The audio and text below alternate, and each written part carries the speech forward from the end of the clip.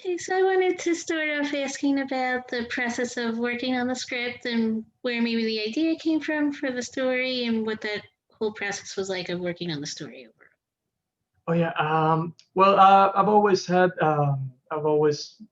I consumed a lot of grim and eerie stories that somehow they felt relevant to the world we live in. Whether those stories were in the science fiction or fantasy genre, and it was just basically like mixing a lot of ideas that I loved, that I felt inspired by. For example, mixing the genre of film noir, like having an investigation within the story. I absolutely love detective stories, having that mystery and learning through the character how this world is like, and that really helped in the process of world building, having this character not understanding everything that's going on, and him learning the hard way, and then the audience learning through the character. And I co-wrote the film with my wife. She's also a brilliant. She's not just a writer, producer, director as well. And it was really, we really connect. We're cinephiles, and it was a process that brought us together, very much so, more than we're a great relationship. But even when we go out to dates, we're just talking about films, and having being able to create a story with her was just an amazing experience. And one aspect of the film that I also wanted to ask about in particular was about these two brothers who are at the focus of the story and are really forced to choose between their relationship and their political views. And what was that experience like, especially now in the present day with everything with politics going on? Did you really like the fact that the story kind of reflects that? And what was that experience like in general, really focusing on that? Right, right. I mean, political divisiveness is certainly something that's going on in the world, and that's like I said before, that's having, even though it's a fictitious world, it's where the characters face problems that we actually are facing right now, and even divisiveness in family regarding politics, and how do you overcome that? How do you maybe work on that in someone who's, is your brother, or he's your mother, or father, remembering the importance of family, and it's more important to others than and it's also a work on perception, like, how these two brothers see one thing in two different lights, and how they may disagree over that, but at the end of the day, you know they're family. um, Whether you want it or not, to bring you a peace of mind, you have to work on those, just like any other, family. Yeah, you have your problems and you have to work through them. And certainly these two brothers, they find themselves in a very difficult situation, inspired by the world they live in, but the problems are still somewhat the same. They are two opposing sides, and then they have to connect in a particular way. Also, I wanted to ask about going from working on the script into directing the movie. And I swear that this was your first feature length film that you directed. And I wanted to ask about what that experience was like and how maybe working on the script helped influence the way that you approached directing on the set as well. Oh yeah. I mean, working on the script, it took a couple of months, a year. Mhm. It had a lot of iterations, and really one of the important things to me was rehearsing. The rehearsal part, which is a luxury sometimes in films. And once you have that script laid down, you have your story. To me, it was important to meet with the actors, to have a rehearsal where we all talked about the characters, the world, making sure they understood um, the world their characters are living, since the world was just created for the film. It was important to me that they understood that they were not just playing the character without understanding the repercussions of what those characters were going through, or their decisions, the decisions those characters were making. So the rehearsal was paramount. Was also paramount because I was going to be directing, and if I could have that rehearsal space where I could, you know, throw ideas with the actors, go back and forth, and then when we got into the set, everybody knew what to do. It was just having a sense of relaxation and just going through the scenes, and it's mostly just making sure you're well prepared for the day, understanding that also it's an indie film, it's low resources, so you have to preparation was very, very, very important. Also, speaking of the actors, and like you mentioned, having that opportunity to rehearse with them, I also wanted to ask about the casting, and also saw that you were in the film as well. So I wanted to ask about that experience of deciding to also star in the film and bringing on the other actors as well. Yeah. Initially, I was gonna play another role, and then I backed out because I thought I'm not gonna be able to do these two things. Um, and Since the script kept changing and the story kept different iterations, we ended up having these two brothers who were initially, it was a different story. They weren't brothers at the one of the first iterations, um, and a lot changed throughout that process. And having them ended up being brothers, and having Hector Escudero playing mute. And then having to add a brother, it just reminded my wife of a previous film, which we never got to make. We just we got as far as the table read, and Hector and I were going to play brothers in that other film.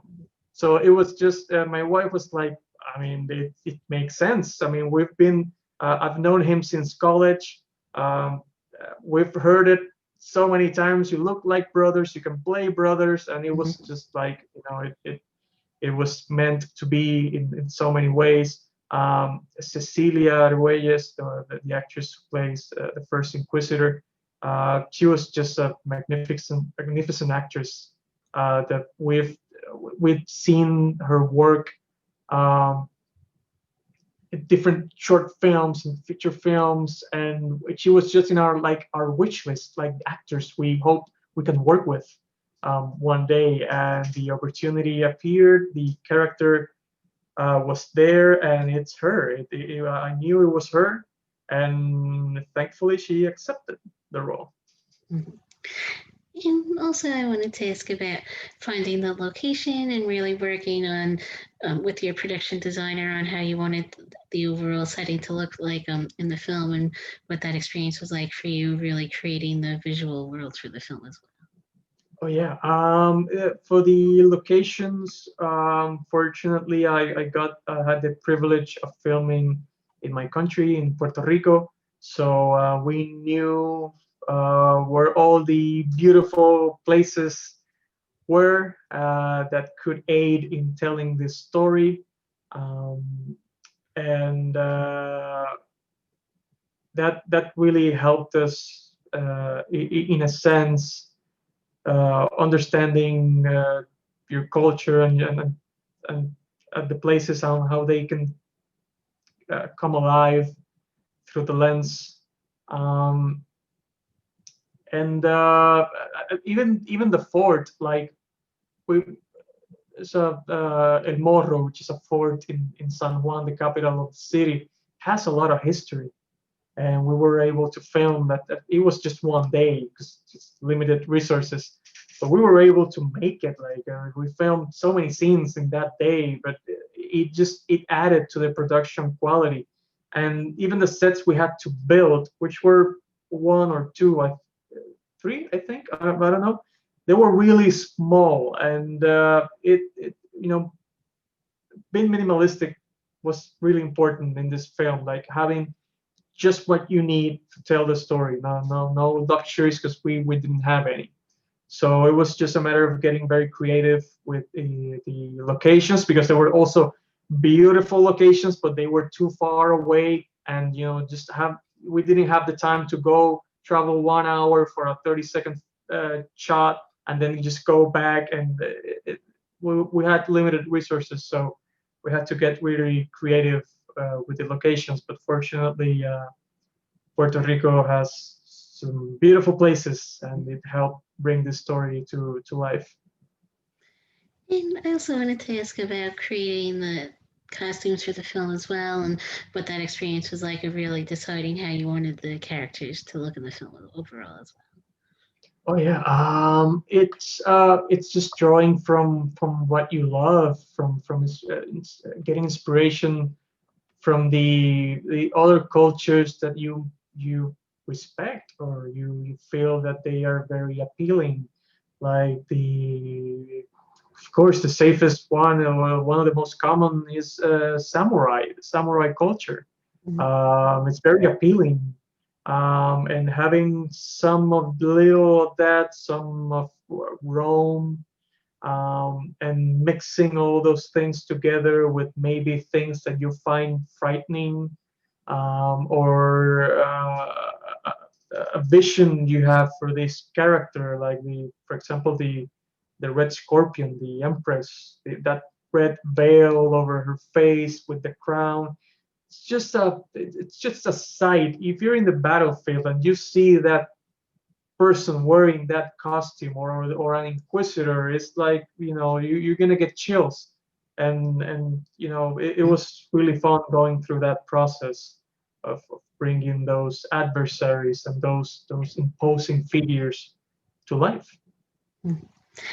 And also, was there any stunt work that was maybe done on the film? And overall, what was that experience like of getting to work with the rest of the cast on maybe creating their physicalities for their roles overall as well? Oh yeah, it's we didn't have a lot of action sequences, fortunately, because Mhm. they're complicated. And I think in one of the early iterations there was more action, but I also didn't want to fall into a trap, like even more so that I knew what I wanted, I knew what I didn't want. And I've consumed fantasy for a long time, not only in books but in films and TV. And I knew what the traps were. Like if you have small resources, don't be creating dragons or huge VFX, because people are going to notice that it's not you didn't have the resources to pull it through, and it takes away from the story. And another thing was fight sequences. It is an art. Those stunt people, they are amazing, and it's expensive, because if you're gonna have a great fight sequence, that's months of preparation, having the actors rehearsing it, and we didn't have that luxury. So it was important to me that any swordplay that was going to be present in the film was there to enhance the story, and it was not just spectacle. That it told something about the characters, how they approach that swordplay, or their fighting style, or how they approach the fight. Even it tells you something about them, and it's part of the getting more out of little, out of nothing. It's part of the creative process of filmmaking with little to no budget. And also, I wanted to ask about also serving as one of the producers on the movie and what that experience was like as well, and really balancing the producing with your directing and acting on set as well. Oh yeah. Well, the producing aspect was it was very interesting because I shared that burden with my wife. I was very active. I was more actively producing during the pre-production and the post-production of the film, and that was really fun. I mean, the pre-production, having looking at those sets being built and the costumes and everything taking shape, and then going to post-production and see the movie get put together, and seeing the results of the effort of everyone. But then during the filming process, I stepped back from producing. I just took care of very small little things, and that's where Samari Vega was my wife and co-writer and co-producer. She really took over. She took that weight upon her and did an amazing job.